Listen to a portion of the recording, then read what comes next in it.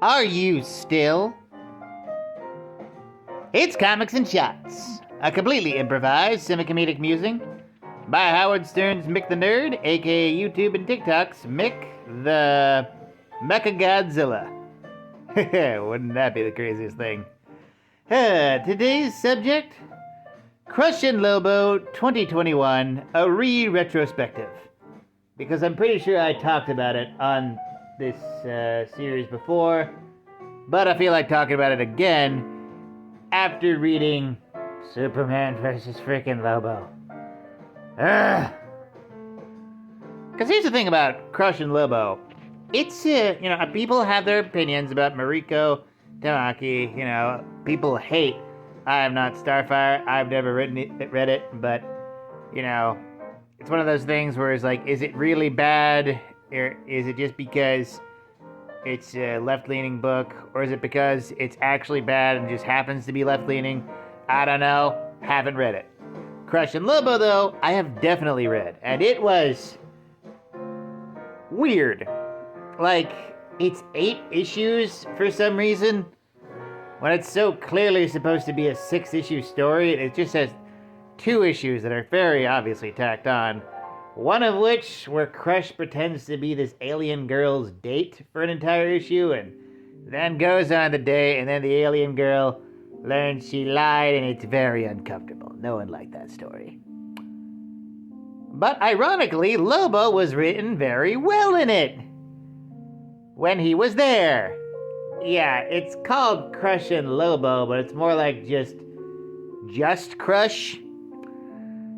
And maybe Mariko Tamaki just didn't like writing Lobo, but when you have a book called Crushing Lobo, you expect them to both have equal footing in the story. If it was just called Crush, I'd have no problems. But when you say Crushing Lobo, you think it's like Blue and Gold, Batman and Robin, Tango and Cash, Pepsi and Milk, other classic combinations. But, Lobo is pretty much like the antagonist of that book, I've said it in a previous video. He tricks her into taking his prison sentence, and then she has to track him, yada, yada, yada. And she's also friends with lizards. That's really fun. But, yeah, it's kind of weird, because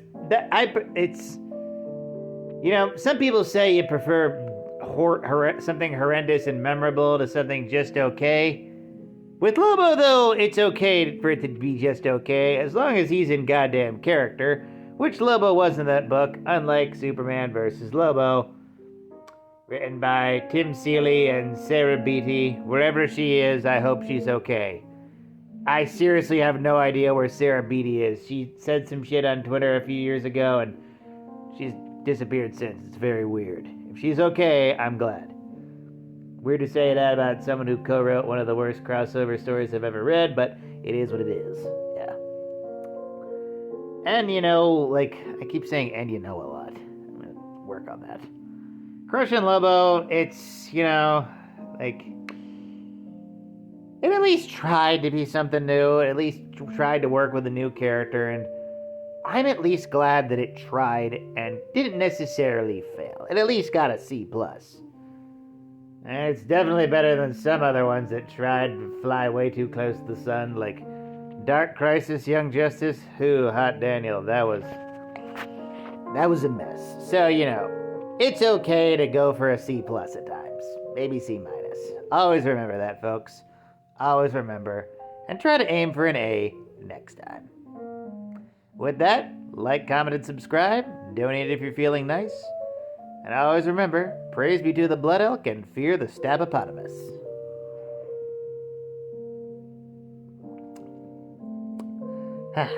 Chicken and taters tonight.